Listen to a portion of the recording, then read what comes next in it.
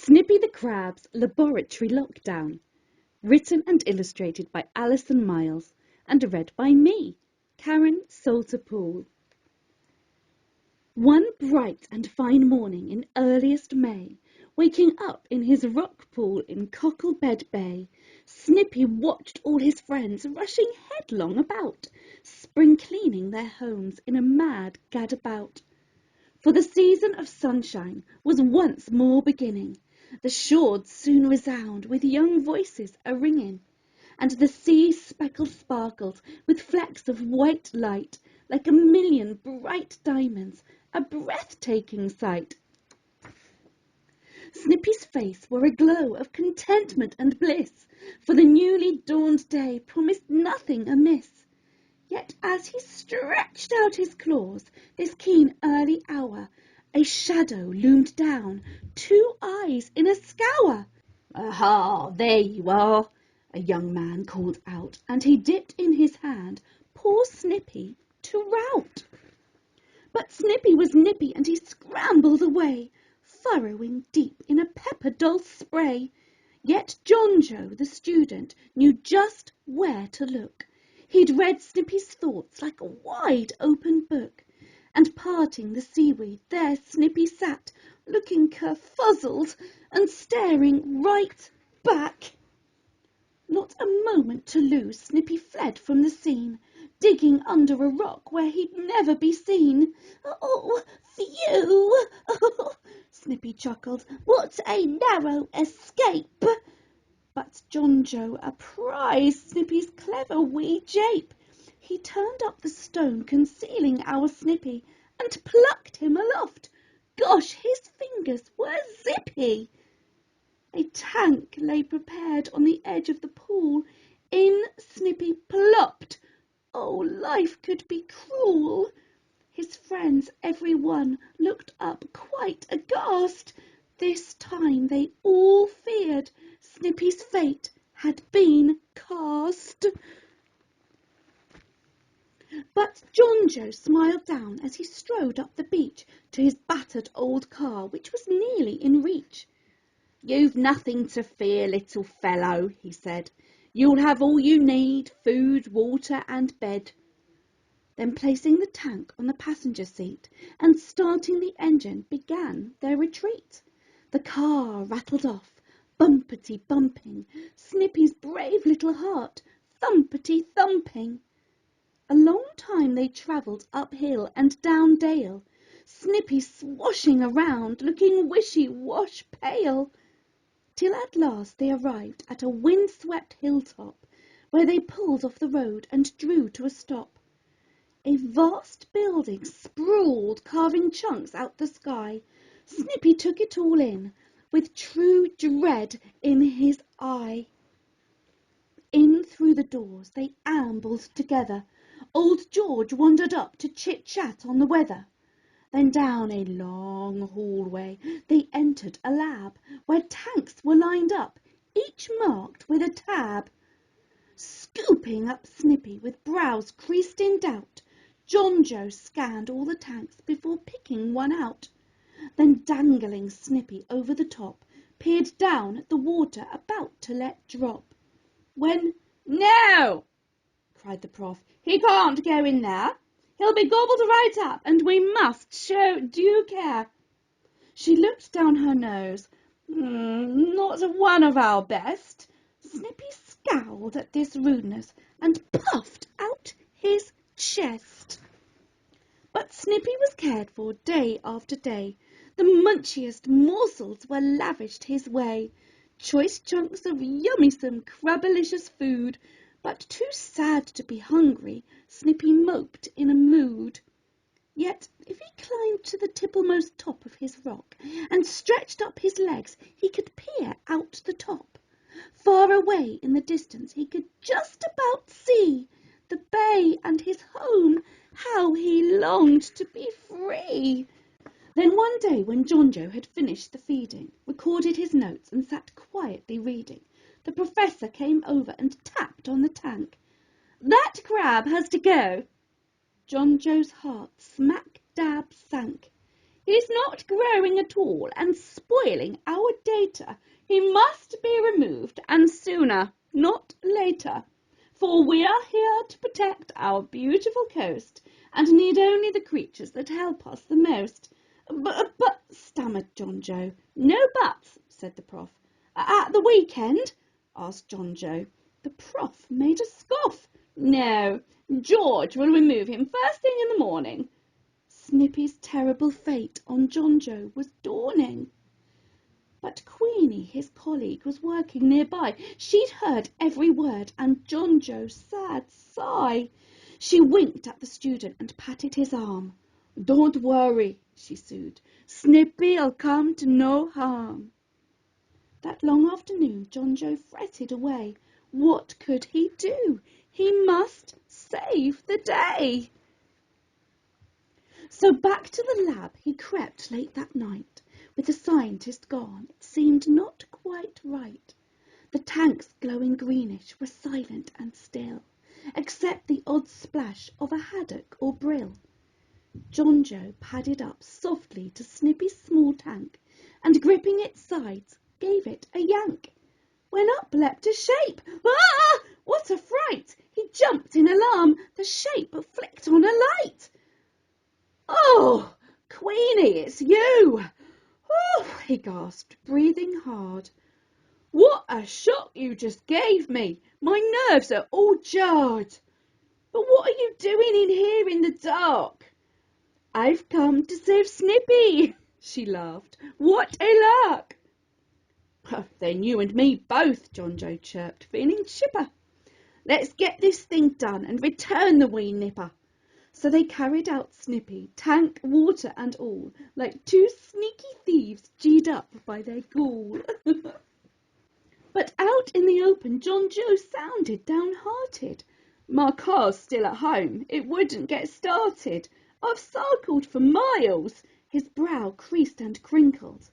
Well, you're in for a treat. Queenie's eyes brightly twinkled.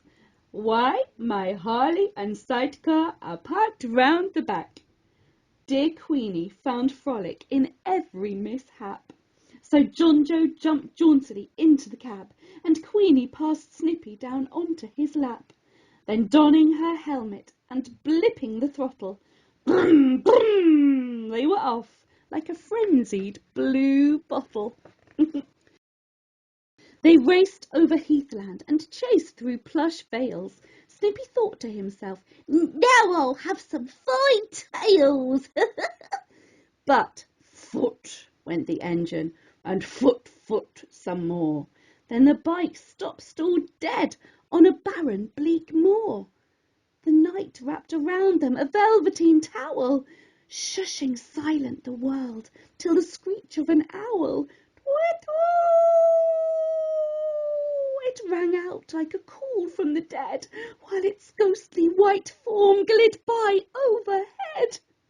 Its cry split the night like a rogue bonfire banger. What a hoot! Giggled Queenie, dropping her spanner. And as they were puzzling what they should do, two lights in the distance came into view. Brighter they grew, clearer and clearer. Queenie stuck out her hand as the motor came nearer. The van pulled on up, right alongside. A young man hopped out, looking quite mystified. Hi, guys, he called out. What's going on, man?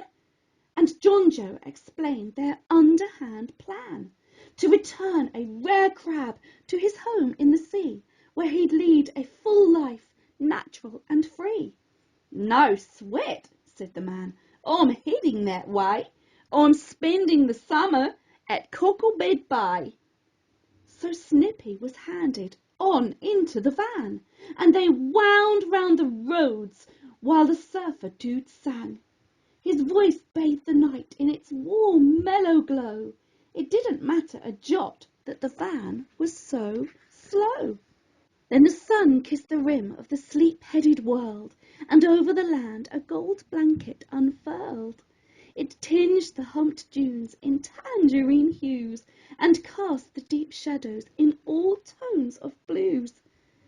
That dreamy dawn moment they cornered a bend, and Snippy's long journey had come to an end. Zack put up his tent and placed the tank in it. It didn't take long and was done in a minute. "Now, I'll get you some water straight from the sea. Then we'll have a grand sing-song, just you and me." Back from the shore, Zack set up his stove and began warming beans as the sky mottled mauve. Then, scooping up Snippy in crumpled old can, Zack moved him outside with a burst of elan. He pulled up a stool, a fond smile on his face, and opened the clasps of an oddly shaped case. Then he plucked at the strings of his much-loved guitar, and his voice trailed away to the last fading star. What a marvellous sound! Snippy beamed in pure pleasure, for music he found was a priceless new treasure. So he sang along too in his cracklesome croak, pouring out all the feelings Zack's music awoke. But Zack had forgotten the beans on the stove, and the smell of smoke rising soon niggled his nose. "Oh no!" he cried out, and leapt for the pan, tripping on Snippy's battered old can. The tin toppled over, the water spilled out, ejecting poor Snippy in sea briny spout. Snippy knew he should scram, but felt sad for his friend. He'd no wish this kind chap to aggrieve or offend. And besides, all the singing was not nearly done. He couldn't miss out on this fabulous fun. Yet all of a sudden, from goodness knows where, 3 gullets swooped down, wings filling the air. 2 flapped round Zack's head. He swatted them off, but the 3rd snatched up Snippy and carried him off. "Oh, not again!"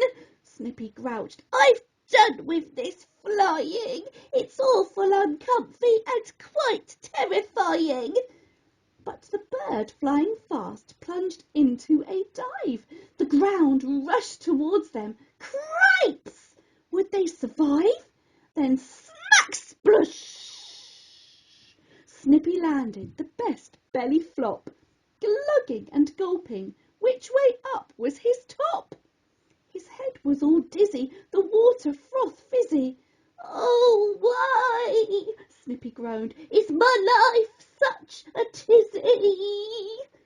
But the gull, it appeared, had aimed a true shot and dropped Snippy off in his own rock pool spot. But who were these young gulls who had done this kind deed?